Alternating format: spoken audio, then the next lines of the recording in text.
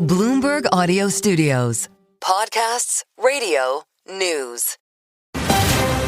You're listening to the Bloomberg Balance of Power podcast. Catch us live weekdays at noon and 5 p.m. Eastern on Apple CarPlay and Android Auto with the Bloomberg Business app. Listen on demand wherever you get your podcasts or watch us live on YouTube.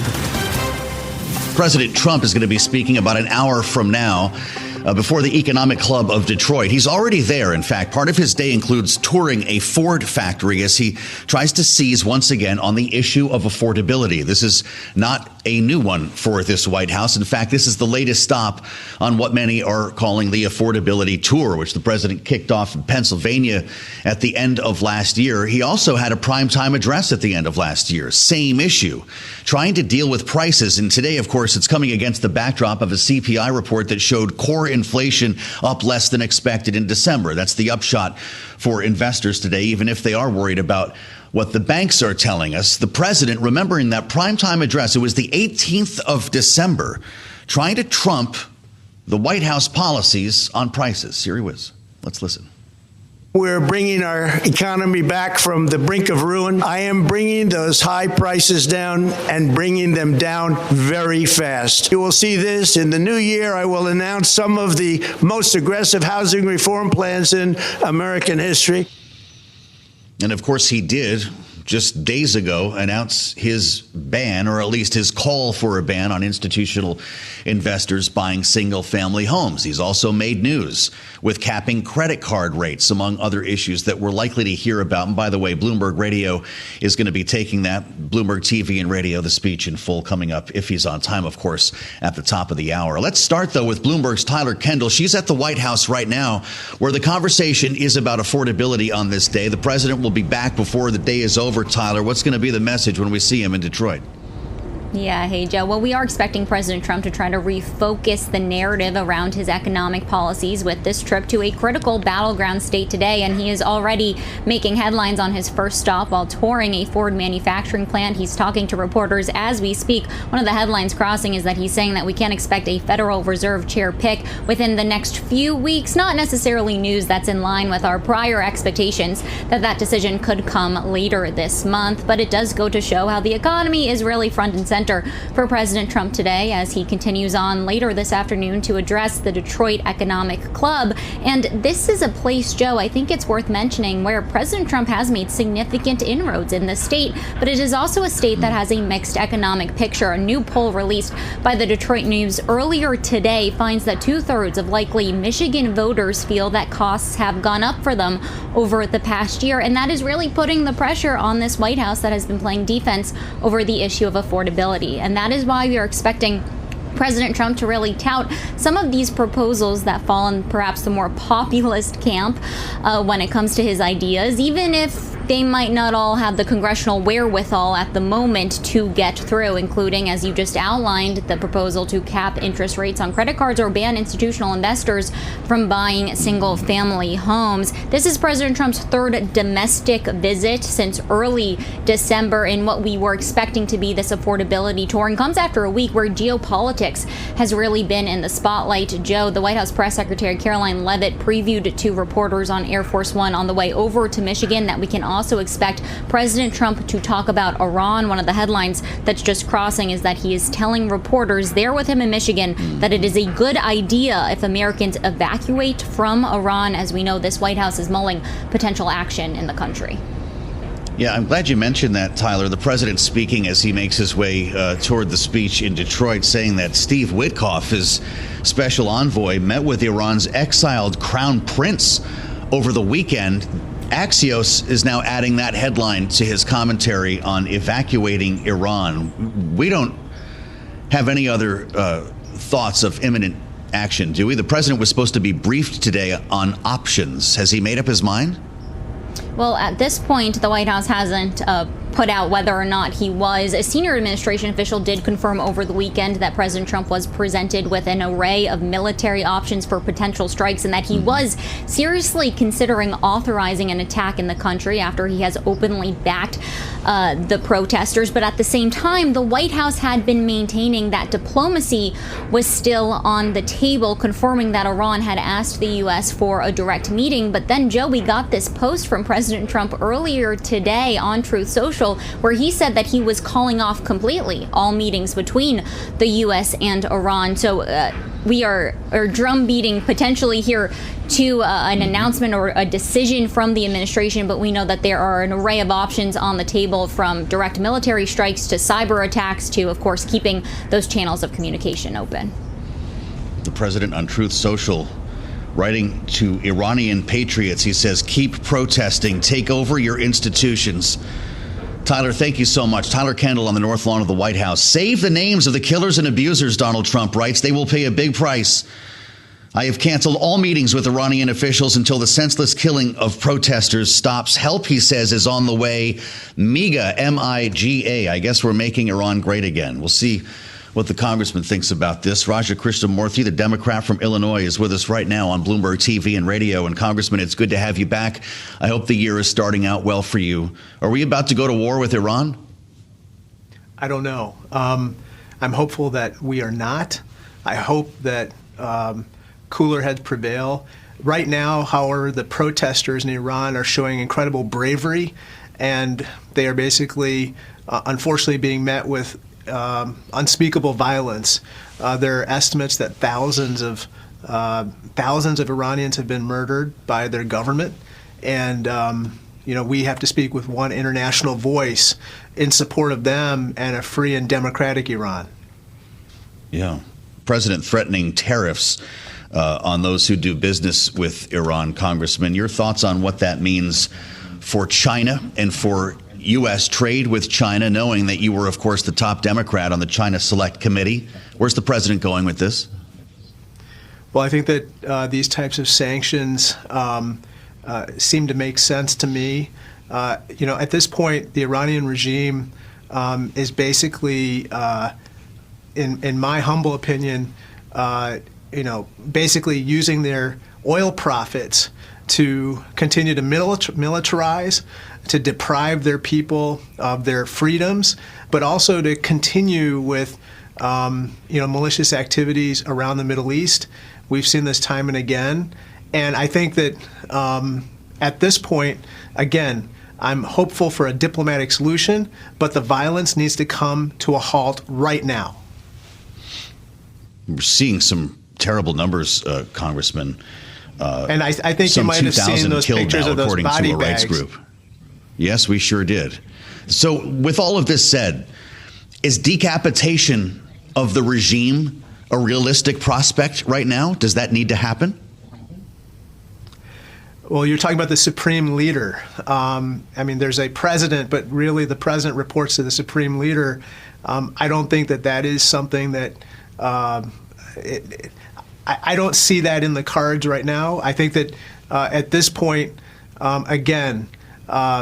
my hope is that we, working with our international partners, whether it's the Chinese or others who have leverage with the Iranians, are going to get them to stop the violence that's being committed, the atrocities. And I think that, again, the CCP, the Chinese Communist Party, has a great amount of leverage with the Iranians because they purchase so much Iranian oil, but they also have other security ties with them. And if they are a responsible international actor, then they should do whatever it takes to use their leverage in a responsible manner in Iran. Well, we can't talk about all of this without bringing up Venezuela, Congressman. You introduced the No Occupation of Venezuela Act, the NOVA Act, as you say, to ban taxpayer dollars from being spent to occupy, run, or subsidize what you call oil exploitation in Venezuela. Without military boots on the ground, Congressman, how possibly could we secure a place like Venezuela that would make it safe for oil companies to do business there? I don't know.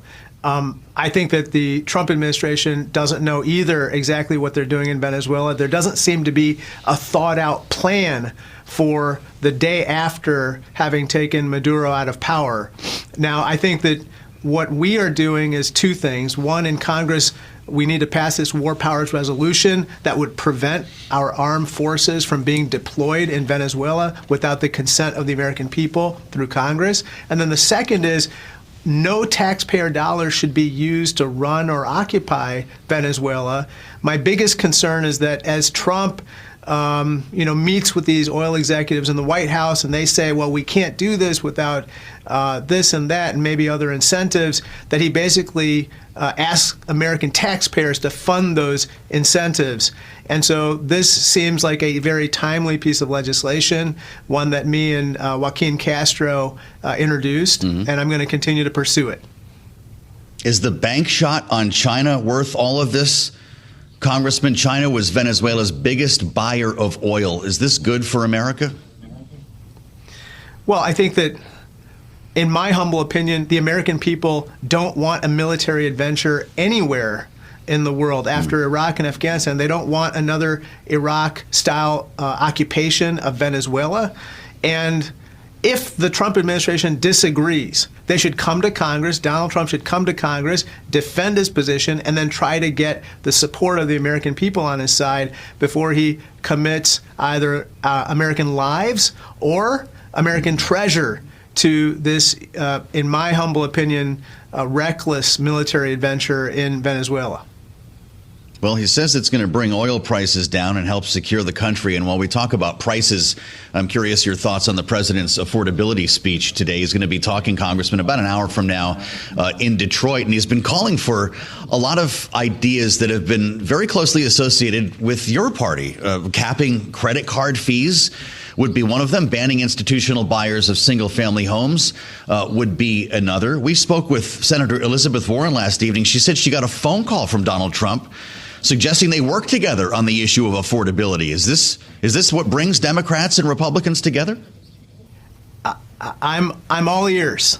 I'm all ears. Whatever we can do to work together to actually bring down the costs of American staple goods or services, whether it's child care or health care, or whether it's education or groceries or rent, let's do it. But let me just point out one thing on health care. Allowing those ACA tax credits to expire has now caused premiums to skyrocket by, according to the Kaiser Family Foundation, 114% for 22 million Americans, 4 million of whom are going to lose their health insurance. So one good place to start would be Donald Trump instructing Senate Republicans to take up the legislation we passed in the House to extend ACA tax credits for 3 years so that we can actually bring down the cost of health care for millions of Americans. That would be a good place to start.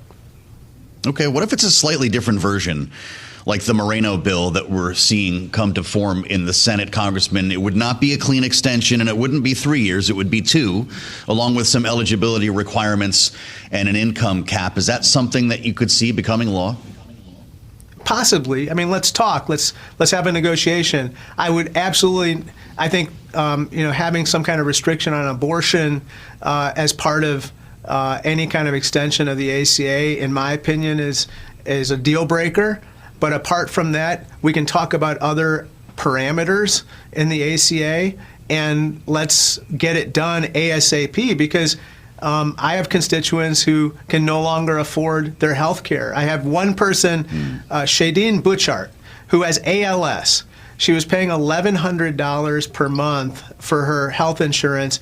It's now skyrocketed past $2,200 per month, which consumes the entirety of her husband's Social Security check. That is wrong. That's absolutely wrong, and we've got to do something about it. That's why we should act expeditiously to extend these ACA tax credits.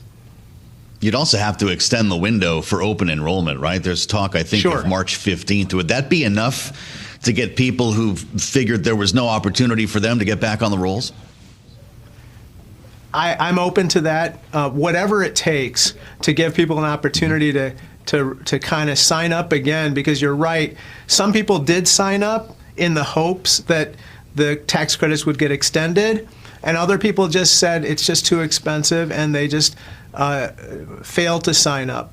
And so let's give them a chance to come back, and let's make sure, again, if we're really serious about this affordability issue, it starts with health care, and let's give people a chance to once again be able to access health insurance. I know that nobody wants a government shutdown, at least for the most part. I take lawmakers at their words on both sides of the aisle on that, Congressman, but there are real questions. Even as the House and Senate make progress on a series of minibuses, there are questions about a funding deadline at the end of the month, particularly after the fatal ICE shooting in Minneapolis and how that may hang up DHS funding. What do you see from your perch on the Hill? Is a shutdown possible? Well, I think that with regard to DHS, you may have a situation where, if Republicans are dug in, that there should be absolutely no reforms whatsoever, that ICE should be able to act with impunity as they have.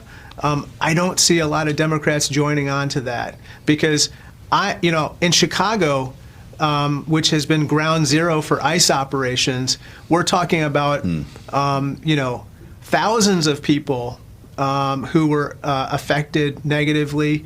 I actually visited the Broadview Detention Center, and I toured it, and I found out that many people are targeted not based on their having a criminal record, okay, but they might just be collaterally in the vicinity of an ICE operation, and so they are basically removed.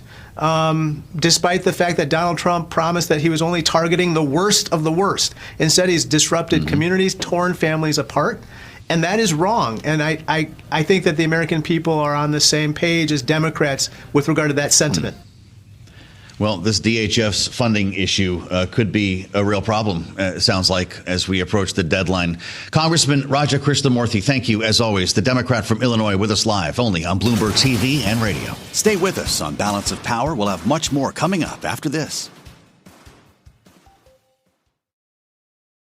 You're listening to the Bloomberg Balance of Power podcast. Catch us live weekdays at noon and 5 p.m. Eastern on Apple CarPlay and Android Auto with the Bloomberg Business app. You can also listen live on Amazon Alexa from our flagship New York station. Just say, Alexa, play Bloomberg 1130.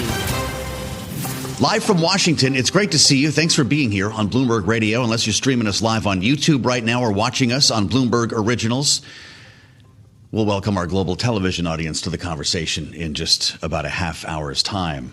Big news from Industry Dive and the Restaurant Dive. Taco Bell is refreshing the value menu, adding 5 new offerings, I understand, following a test in the Indianapolis area last year. Easy for me to say. The chain's Luxe Value menu, launching later this month, will feature 10 items priced at $3 or less, replacing Taco Bell's Cravings Value menu.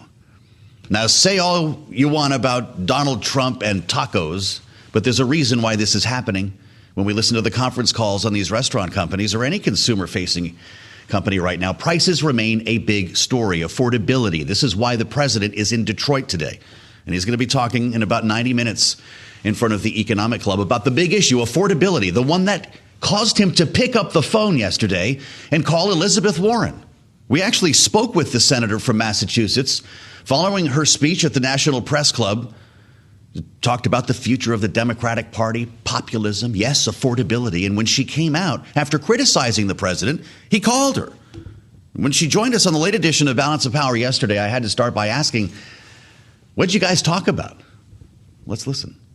Well, the speech had been about how Democrats need to get out there and fight to lower costs for American families. I pointed out that Donald Trump had run for office, and every day for a year, he promised that on day one, he would lower costs for American families. He gets elected and said the reason he got elected was because he promised on day one to lower costs. It's been a year now. And the cost of groceries is up, the cost of health care is up, the cost of housing is up, the cost of utilities is up, all because of Donald Trump and Republican policies. And I said it's time both to hold Donald Trump accountable and for Democrats to get in there and put out our proposals to lower costs and to show that we're willing to fight for them. And after that speech was over, Donald Trump gave me a call, and we talked about things we could do to lower costs for American families. That is my job. That is the job of Democrats. That is the job of Congress and the President of the United States. Well, wait a minute here. So he called you in the spirit of cooperation, Senator? I guess I just assumed he was not a fan of your speech. Is this the same Donald Trump who wants to ban investors, institutional investors, from buying single-family homes, to stop defense contractors from issuing dividends and stock buybacks, wants to start lowering interest rates? A lot of these are pages out of your book, right? Are you guys going to collaborate on these issues? Same Donald Trump. In fact, we specifically talked about putting a cap on interest rates on credit cards, and about getting this road to housing bill that has passed the Senate unanimously to build up more housing supply and bring down costs. It's hung up by Republicans over in the House. Democrats are all ready. We have voted for it. We're ready to go. But the Republicans in the House are holding it up. And Donald Trump just hasn't delivered on either one of those. So my view is, no more talk. Let's actually deliver for American families. That's our job. Mm-hmm. So, Senator Warren, you sound like you had this conversation with him. There are some similar issues here. Would you be willing to work with the president, work together to handle affordability for the American people? Or do you fight back with everything going on right now in the midterms right around the corner? Absolutely. My job is to be here to fight to lower costs for American families. And that is what all of my Democratic colleagues are here for. The speech I was giving today was about how we best do that. Do we decide that we're going to lay out our agenda and try to soften it up in order not to offend any billionaires or corporate CEOs? Or are we actually going to get in this fight full-throated all the way and show with concrete proposals that we are willing to make a difference in people's lives? We are willing to fight to unrig an economic system that keeps working better and better for the billionaires, but worse and worse for everyone else. I believe that Democrats must win in November 2024. And the way we do that is we build real credibility on the issue of lowering costs for American families. Senator, I'm curious, in this conversation with President Trump, did the investigation into Fed Chair Powell come up? So look, I'm not going to talk about details in a conversation, but I just want to say it was all about costs, about how we reduce costs for American families. And I've had proposals on the table for a very long time. Donald Trump has talked about proposals that would reduce costs, but so far hadn't lifted a finger to deliver. So for me, it's put up time. You really want to make some change? Donald Trump could help make some change right now. And that's what I want to see us do.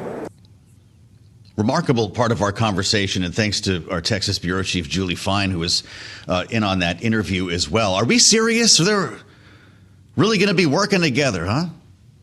She's still criticizing him in that conversation. It's such a fascinating moment that we're in, but I'm glad that we got to the Jay Powell stuff. That was our big screamer of a story yesterday, of course, right? The probe into Powell. Criminal investigation. And not based on his decisions on interest rates. It was about his testimony in front of Congress about the rehab, the updates to the Fed headquarters. We're talking about a renovation project here. And we did bring this up not only with Elizabeth Warren, but with Senator Roger Marshall, Republican, to get his take on exactly what the heck is going on and whether Jay Powell could end up being a criminal. Here's the senator from Kansas. But did he mislead Congress? I don't know. Did he break the law? I don't know. But I think there's other important issues we need to be addressing as well. Well, I understand that, and I just want to be clear and fair here, Senator. When I refer to the administration, I'm referring to the Department of Justice as well. Even if the president didn't know about this, is this a bridge too far to threaten criminal charges against an outgoing Fed chair?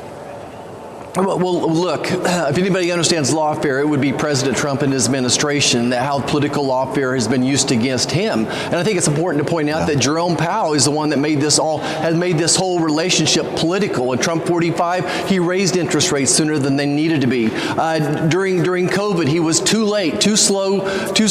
Jerome Powell in responding to inflation, he said it would be temporary. Just a month before the presidential election, he dropped interest rates 0.5%, and now he refuses he's been slow to respond and bring those interest rates down as well. So I feel like after 8 years, Jerome Powell has made this political. He's functioning at an emotional level right now on this, and I'm looking forward to a transition in that position.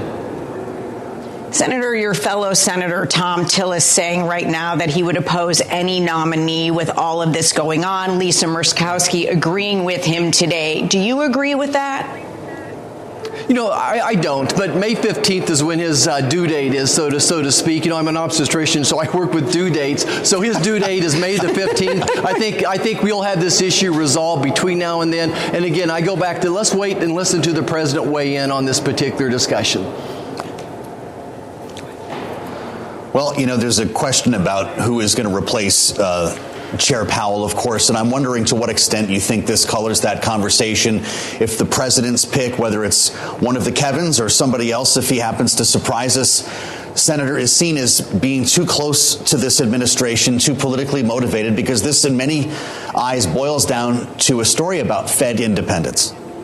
Well, I think the president's going to choose one that is going to do the best for the American economy. And the president happens to believe, and I agree, that we need to lower interest rates. I think we need to take a look at this quantitative easing that's going on. By the way, I'm very happy with the president working with Fannie Mae and Fannie Mac and buying back those bonds to bring interest rates down and impact the cost of housing right now. So there's lots of great things out there the president is doing to impact the true problems, and that would be the cost of housing. Thanks to 4 years of Joe Biden's inflation, it led to a 50% increase in housing costs. I want to turn to the credit card cap that President Trump has introduced. I know that you are supporting it right now. The question is, how do you get that through Congress if right now that's up to the states?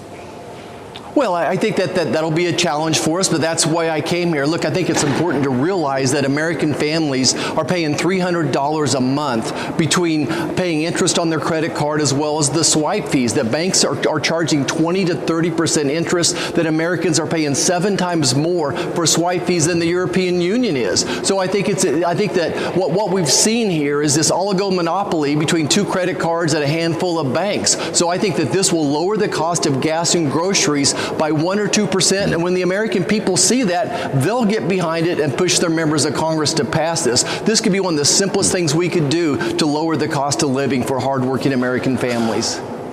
Well, this is really important to our audience, and I know it is to you, Senator. You co-sponsored the Credit Card Competition Act of 2023, which neither Leaders Schumer or Thune ever brought to the floor. Have you talked to Leader Thune about getting a vote on this now that the president has planted a flag on this issue?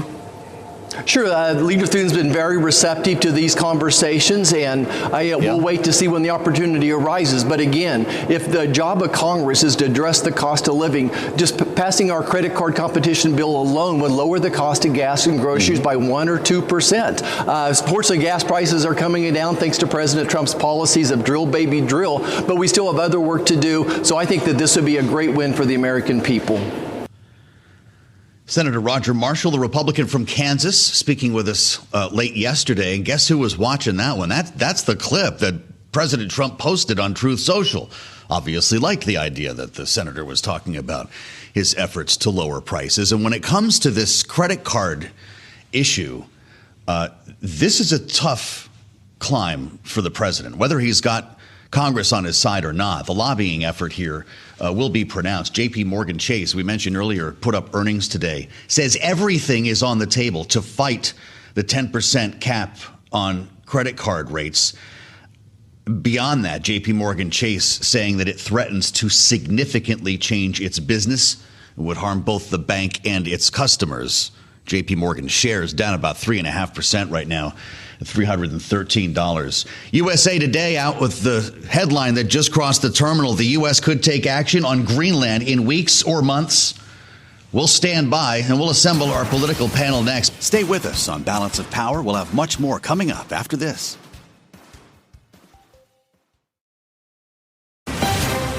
You're listening to the Bloomberg Balance of Power podcast. Catch us live weekdays at noon and 5 p.m. Eastern on Apple CarPlay and Android Auto with the Bloomberg Business app. Listen on demand wherever you get your podcasts or watch us live on YouTube. Bill Clinton was a no-show today. Did you hear about this? The Oversight Committee. We're writing about it here on the terminal. Clinton defies House GOP subpoena in clash over Epstein probe. Whoa, we haven't said the name Epstein in a long time, have we? There's been so much with Venezuela, Cuba, Colombia, Iran. Former President Clinton defying a House Republican committee subpoena by failing to appear at a deposition today. Nobody really thought he was going to walk in the door, did you?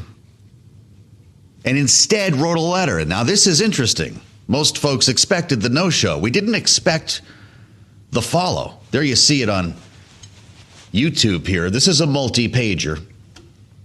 As House Oversight Committee Chair James Comer threatens Clinton with a contempt prosecution, saying his panel will move next week to hold Clinton, yes, in contempt of Congress, adding no one is accusing Clinton of wrongdoing. Well, Bill Clinton goes to Twitter. This is not about right or left, he says. It's about right and wrong. Writing persuasively, every person has to decide when they have seen or had enough, are ready to fight for this country, its principles, and its people, no matter the consequences. For us, now is that time. This is where we start our conversation with our political panel. Bloomberg Politics contributor Jeanne Zaino is with us, Democracy Visiting Fellow, Harvard Kennedy School's Ash Center. And Maura Gillespie is back, our Republican strategist, founder of Bluestack Strategies. It's great to see both of you. Jeanne, I guess none of us should be surprised, as I mentioned, that Bill Clinton didn't walk through the door to be harangued by James Comer. But what do you think of the letter, and will he be held in contempt? Joe, I first have to say that when I did my usual morning round of reading Truth Social, as of course I do, who did I see on my Truth Social post but my very dear friend Joe Mathieu? This must be the most balanced show in the world, because one day Jon Stewart, just the other day, then the president. How about that? How about that? And what an interview with Roger I'm just glad you're keeping score, Jeanne. And I'll tell you, when the president posts a video, it's like, oh, God, what did I say? The best part of that video is I don't say a single word. And I'm just going to leave that right there. But there you are, prominently featured, listening to the senator. I think, of course, whenever we talk about Epstein, the first and most important thing we have to address are the victims who have been waiting a long time for the release of this material. And I think the fact that the material has not been released in complying with the law yet, that is incredibly problematic. I do understand from the DOJ's point of view, it's a lot of material and they're working through it. That is problematic. Likewise, I think you have to comply with subpoenas by Congress. But, and there's a but here, those subpoenas have got to be within the measure of the law. And as I read the letter by the Clintons, that is what they are talking about. There are limits to Congress's really important oversight work. For instance, when they call people in for testimony, that testimony has to be related to a legislative end. His attorneys are saying it is not. And so I think we have to wait for this to play out and to see where this ends up, because, of course, all of, at least I should say, suspicion is raised because Comer is one of the people who hasn't been that intent on releasing this material, but all of a sudden is very intent on having the former president and Secretary of State testify before his committee. Yeah, it's interesting. Maura, the former president writes, we are prepared to make our case to your 45 committee members, and if need be more. Importantly, we will also defend ourselves in the public arena and ensure this country knows exactly what you are doing, why you are doing so, instead of helping the American people who need this Congress's work and protection. I mean, look, first of all, it is sort of funny that we're still talking about Bill Clinton here in 2026. Maura, but you worked for a former Republican speaker, and you know this process when it comes to oversight. Could he, in fact, be charged, and should he be charged with contempt? I don't see a situation in which James Comer doesn't bring that forward because, when we worked on the January 6th committee, we brought contempt charges to people like Stephen and others. I think obviously he is a former president, so it does, James Comer needs to really have a tight case to bring that forward. But what I'll say as far as reading through that letter and just I think it comes across pretty tone deaf if you're going to say and make this call to the American people about each person needs to stand up and decide for themselves where their line is. Yeah. Well, Bill Clinton, the line for you and Hillary is when it impacts you and might embarrass you. What does that say to the rest of us? That this is the only time you decided to stick your neck out and write this 3-page letter and post it on social media? I just feel like they're really missing an opportunity. If they wanted to address the situation and about what's going on with the Epstein files, they recognize that it's going to be embarrassing for them. I also think that's probably why James Comer wants to have him come forward, right? So there is that, I think I need to call that out because it's important to remind people that this isn't some principled stance. It is because the Clintons are recognizing that there is an embarrassment here. Interesting. Understood. And Jeanne, we're still talking about less than 1% was the latest we heard from the Department of Justice of the Epstein files released. It's the 13th of January. The administration has been violating the law on a daily basis for weeks now. And I feel like the conversation's gone pretty silent. Is there a call or demand for the rest of these to come out? I think we've seen ebbs and flows with public attention on the Epstein files. And you're right, we're in a quieter moment right now. All this news about the Clintons sort of resurrects that, which is not to the political benefit of the current president as well. But you're absolutely right. The files were supposed to be released, and they have not been released. That is a violation of law. But of course, this Congress has not shown the wherewithal to stand up to this administration at many moments, in fact, most moments throughout the last year, in terms of pushing for this legislation to get the files, released. You did see Republicans join with Democrats on that, but we haven't seen them sort of take up the mantle that the release has not happened yet. And that may go forward. I do think it is important to underscore what Maura said about the Clinton statement. The statement does read as tone deaf. I think it's a perfect description. And I think you don't have a lot of Democrats today who are willing to stand up and say, we are going to have your back on this. I do think we have to let the law play its course and the lawyers go forward and make their case that this is an overstep by Congress. But by the same token, Bill Clinton's relationship with Epstein, he's not accused of any wrongdoing, but that relationship, if he is asked, he should make what happened there public, particularly the 17 apparent visits to the White House that were made and that cozy relationship when he was in the White House. Man, yeah, really something. As we spend time with Jeanne and Maura, our thoughts are on the lack of trust here on Capitol Hill, and this is just another brick in the wall. There's no bigger swear word than rescissions at the moment when you talk to Democrats. And shortly behind that is reconciliation. And Maura, we've been talking about the idea of another reconciliation bill after the big, beautiful bill or whatever passed. This idea of a 2.0 has been coming around again. And the Republican Study Committee is out with its framework here on what they're calling making the American dream affordable again. Does that spell something?